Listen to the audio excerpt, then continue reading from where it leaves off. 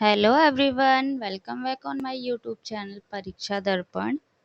Friends, मैं आज आप लोगों की जो क्लास है DSSB PRT की, उसकी जो थ्योरीज पूछी जाती हैं वो मैं स्टार्ट कर रही हूँ आज से। तो आप लोग ज़्यादा से ज़्यादा बच्चों को, कैंडिडेट्स को जोड़िए चैनल से, ताकि सबको बेनिफिट्स मिल सके। सबसे पहले जो थ्योरी आज मैं करवाने जा रही हूँ वो है बोरहस फ्रेडरिक स्किनर की, मतलब BF स्किनर की थ्योरी है। ऑपरेंट कंडीशनिंग थ्योरी जो है वो है आप लोगों की। मैं आज से आप लोगों की थ्योरी स्टार्ट कर रही हूँ, डेली बिहाफ पर मैं आप लोगों की करवाऊंगी। ये जो थ्योरी है ये फर्स्ट पार्ट है, सेकंड पार्ट मैं कल डालूंगी इसका। तो चलिए आज की क्लास स्टार्ट करते हैं।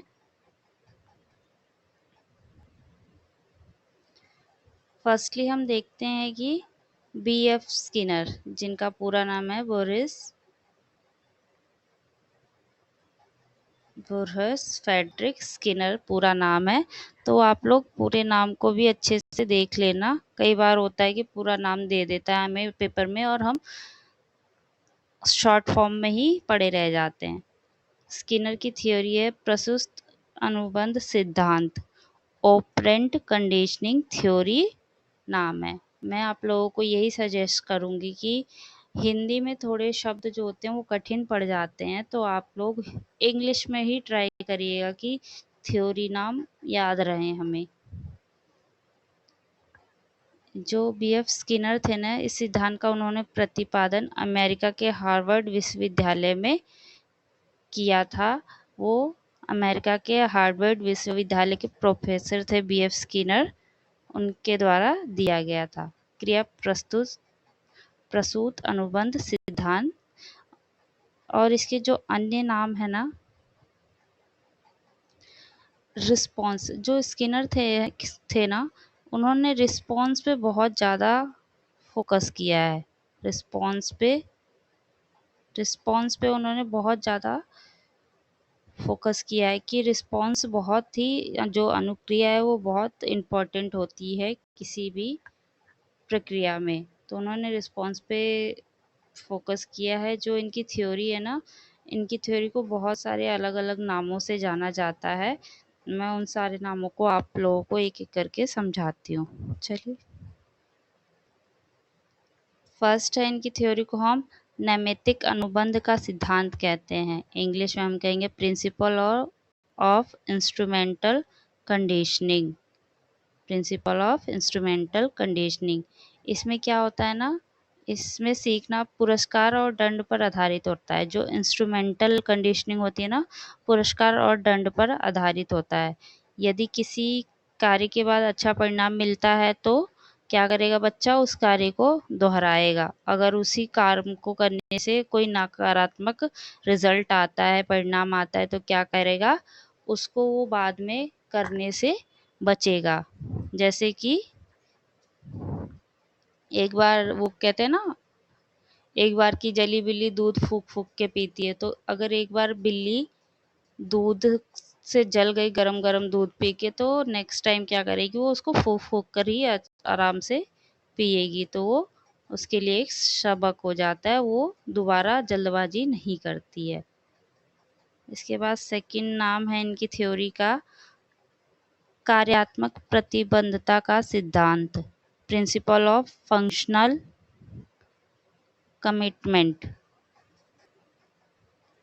इसमें इसलिए प्रयोग किया जाता है जब व्यक्ति किसी कार्य में गहराई से संलग्न, मतलब व्यस्त होता है, किसी कार्य को करने में बहुत ज़्यादा वो जुड़ा होता है और उसे उपयोगी समझता है, तो वह उसमें पूरी तरह से प्रतिबंध होकर बेहतर प्रदर्शन करता है। ये जैसे कि हम अपने आप को ले सकते हैं कि अगर हम प्रिपरेशन करते हैं तो हमें पता है कि हम इन डीप जाके हर चीज़ को स्टडी करते हैं, तो हम उसकी तरफ बिल्कुल क्या हो जाते हैं, फंक्शनल हो जाते हैं, कमिटमेंट हो जाती है कि हमें एग्ज़ाम क्रैक करना है, तो हम इसको करते रहेंगे जब तक हमें समझ नहीं आ जाती वो चीज़ें। इसलिए प्रयोग किया गया ये नाम। उसके बाद है थर्ड नाम जो लेते हैं सक्रिय अनुबंध का सिद्धांत, प्रिंसिपल ऑफ ऑपरेंट कंडीशनिंग। इसमें कहा जाता है कि इसमें व्यक्ति अपने व्यवहार को परिणामों के आधार पर बदलता है। अच्छे परिणाम से व्यवहार मजबूत होता है और बुरे परिणाम से व्यवहार कमजोर हो जाता है। प्रिंसिपल ऑफ ऑपरेंट कंडीशनिंग, जैसे कि हमने अच्छा काम किया, जैसे कि बीएफ स्किनर का ही हम बाद में देखते हैं। जो चूहा था वो बार बार अगर उसको खाना मिल जाता है तो वो बार बार उसी क्रिया को क्या करता है, दोहराता रहता है। उसी प्रकार किसी व्यक्ति को अच्छे परिणाम मिल जाते हैं तो वो उस कार्य को बार बार करता रहता है। जबकि अगर हमें बुरे परिणाम मिलते हैं, जैसे कि हम खुद को ले सकते हैं, अप्लाई कर सकते हैं कि एग्ज़ाम दिया हमने और उसमें हमारे अच्छे मार्क्स नहीं आए तो क्या हो जाएगा, हम कमज़ोर हो जाते हैं, हम डीमोटिवेट होने लगते हैं। लेकिन यदि हमारे बहुत अच्छे मार्क्स आ जाते हैं और हम मतलब सिलेक्टेड हो जाते हैं तो हम मोटिवेट होके किसी दूसरी उससे भी ज़्यादा पे स्केल वाली के लिए प्रिपरेशन करते हैं या कुछ और अच्छा करने की कोशिश करते हैं। देन उसके बाद है फोर्थ रहता है अभिक्रमित अनुदेशन का सिद्धांत, प्रिंसिपल ऑफ प्रोग्राम्ड इंस्ट्रक्शन।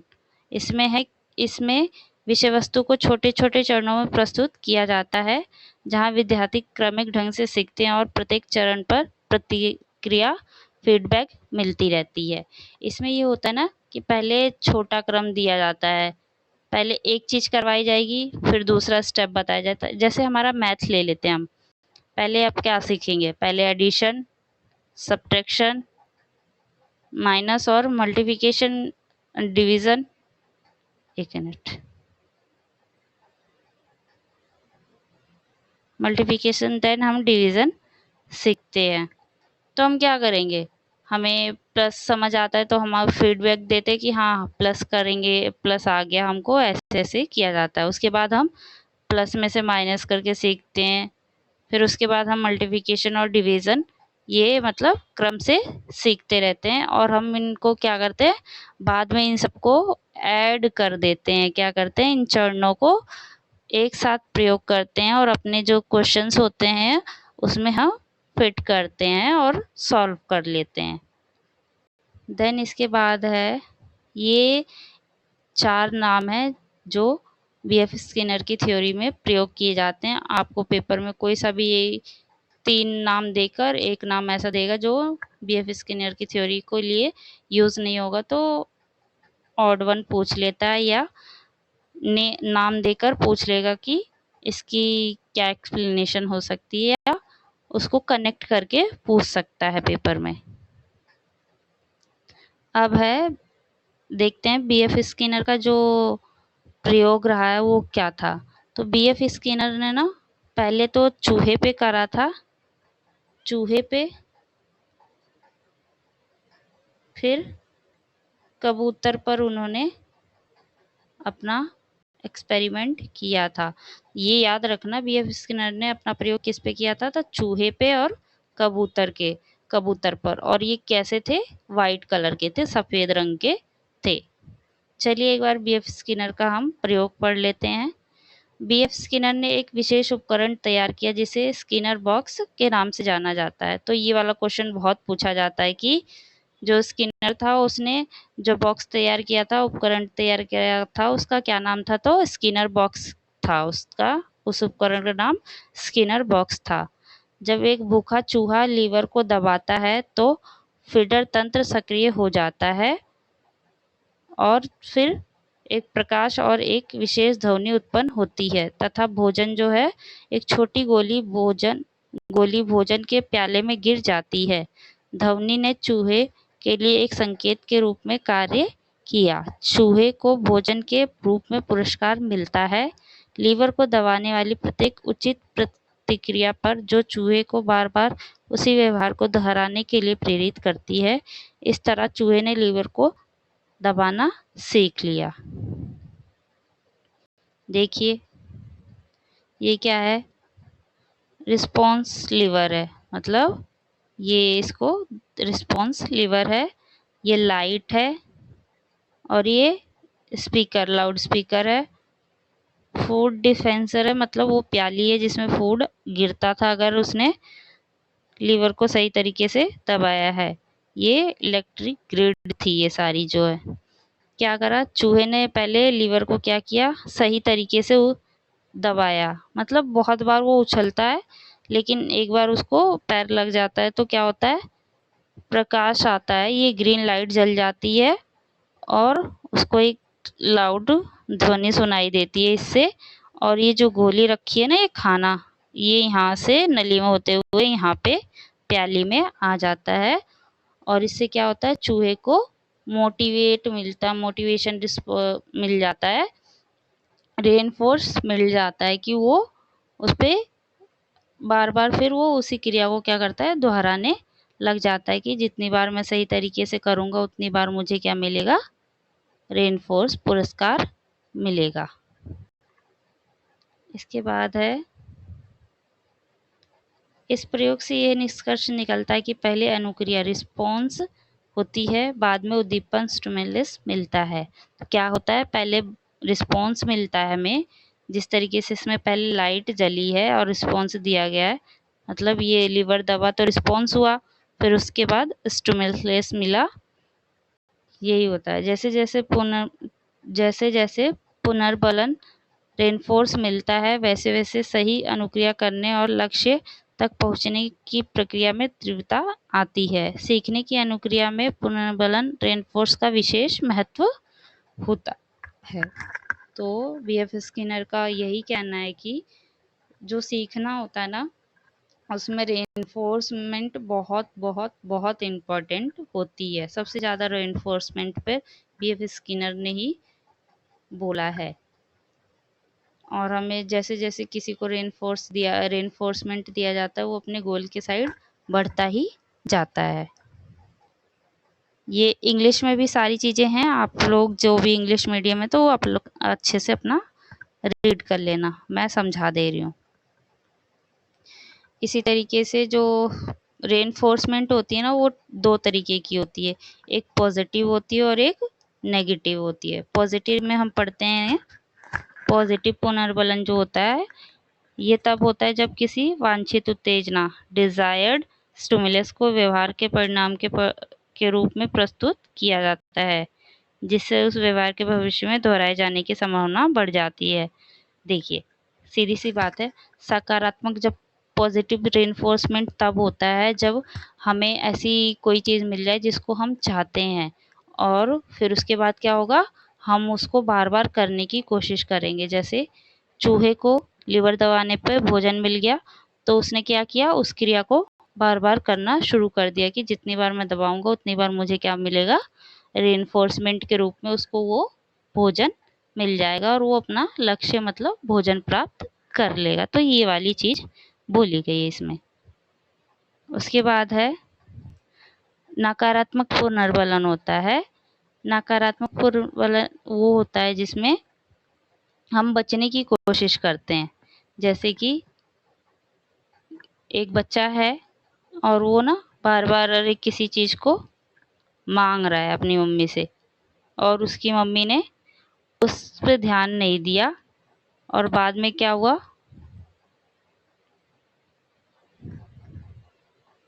यहाँ पे जो लिखा है ना, मैंने अपना एग्जाम्पल वही समझा देती हूँ। नकारात्मक पुनर्बलन में यही होता है कि हम जिस चीज़ से बचना चाहते हैं, मतलब कोई ऐसी चीज़, ऐसी सिचुएशन, ऐसी अनडिज़ायरेबल चीज़ें होती हैं जिससे हम बचना चाहते हैं और अवॉइड करना चाहते हैं। तो देखिए क्या होता है, यदि बच्चा समय पर होमवर्क करता है तो उसे डांट नहीं मिलती या पड़ती है। अगर कोई बच्चा है वो होमवर्क कर लेता है तो उसे क्या होगा, ना टीचर डांटेगी ना ही घर पे कोई डांटेगा। तो डांट का हटना क्या है, नकारात्मक पुनर्बलन है। नकारात्मक का मतलब ये नहीं है कि वो गलत चीज है, नकारात्मक पुनर्बलन का मतलब यहाँ पे अच्छी चीज से ही लिया गया है। होमवर्क करना क्या है, अच्छी बात है, और वो उससे डांटने पड़ेगी वो भी अच्छी बात है, तो उसी डर से वो कर लेता है। तो ये एग्जाम्पल है आप लोगों का। इसके बाद है रेनफोर्समेंट दो होती है, पॉजिटिव रेनफोर्समेंट और नेगेटिव रेनफोर्समेंट। इसके बाद है दंड पनिशमेंट भी होती है, एक पॉजिटिव पनिशमेंट होती है और एक नेगेटिव पनिशमेंट होती है। तो देखते हैं सकारात्मक दंड होता है, यह तब होता है जब एक प्रतिक्रिया कोई उत्तेजना उत्पन्न करती है और भविष्य में उस व्यवहार की संभावना घट जाती है। उदाहरण के लिए देखो, आप लोग कक्षा में खेलने पर छात्र को डांटना। अगर कक्षा में कोई छात्र खेल रहा है, उसको डांट देते हैं, तो क्या होगा? वो कक्षा में बाद में नहीं खेलेगा, शोर नहीं मचाएगा। तो क्या होगा? सकारात्मक दंड होगा कि वो उस व्यवहार को दोबारा नहीं करेगा। इसके बाद है नकारात्मक दंड। नकारात्मक दंड होता है कि किसी से उसकी मनपसंद चीज को थोड़े टाइम के लिए छीन लेना, उसमें अच्छी चीज का करना। जैसे कि रेड लाइट होती है, रेड लाइट हो रही है और हमें रेड लाइट के टाइम पे गाड़ी उस तरफ नहीं ले जानी होती है। तो क्या होता है? रेड लाइट क्या कर रही है? एक नकारात्मक दंड है, लेकिन वो क्या कर रही है? हमारे लिए एक पॉजिटिव चीज देती है। तो इसी संदर्भ में इसका प्रयोग किया जाता है। तो ये आज इतना ही था बीएफ स्किनर की थ्योरी में। आगे का जो है वो मैं कल करवाऊंगी। एक बार क्विक रिवीजन कर लेते हैं हम। बीएफ स्किनर की थ्योरी को हम इंस्ट्रूमेंटल थ्योरी